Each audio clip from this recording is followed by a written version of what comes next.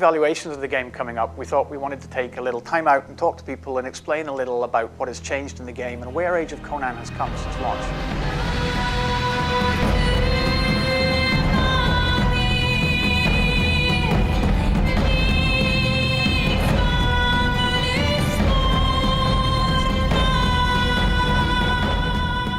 We took a look at the player feedback through all the channels that we had, through our forums, through the press, and through speaking to players directly, playing on the live servers and seeing what the state of play was in the game.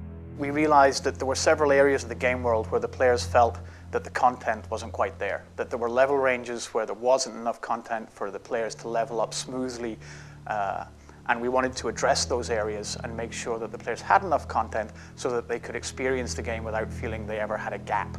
To that extent, we've launched Emir's Pass last year, which was a large playfield full of quests and its own dungeon, a really great gameplay experience. We've added new quests throughout the game world. So basically we've been going through and making sure that we addressed all those areas where the players felt they needed more content to play with.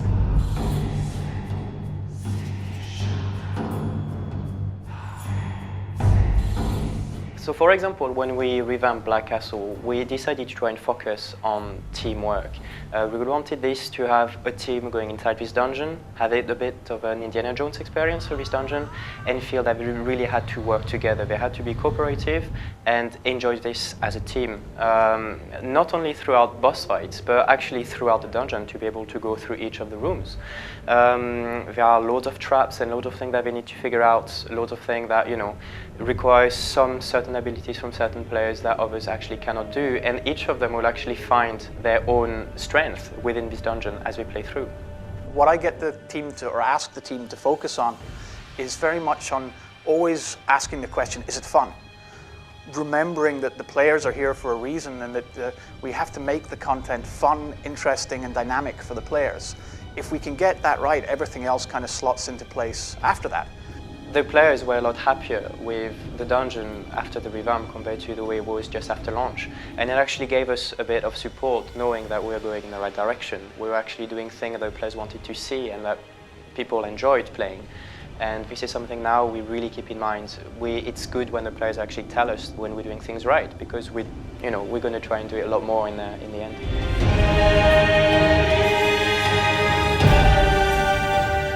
Lastly, we've worked on a new RPG system for the game. A lot of the feedback early on was that the items and statistics in the game didn't really mean enough to the player's progression.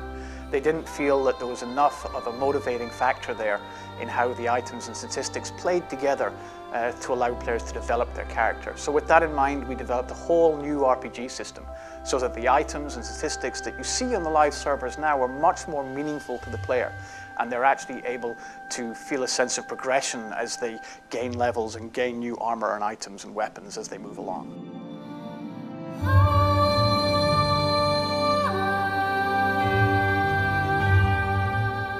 I really feel like there's a lot of content in the game and there's a lot to be done from levels 1 to 80. But what really keeps players after they've reached level 80 is the community, and that's really what ties a massively multiplayer game together. And so the dynamic team is really looking at how to tie players together and really get them to feel like their choices in the world are meaningful and the players around them are more the game than the monsters and the dungeons, and that's the flavor, but the community is really what drives a game like ours. I think we're definitely seeing a positive trend in how the players are reacting to the game. I think the players are acknowledging the hard work that the team are putting in. We've been going to great ends to listen to the players and make sure that we take their feedback into account when we design the new encounters, when we design quests, when we've made the RPG systems changes.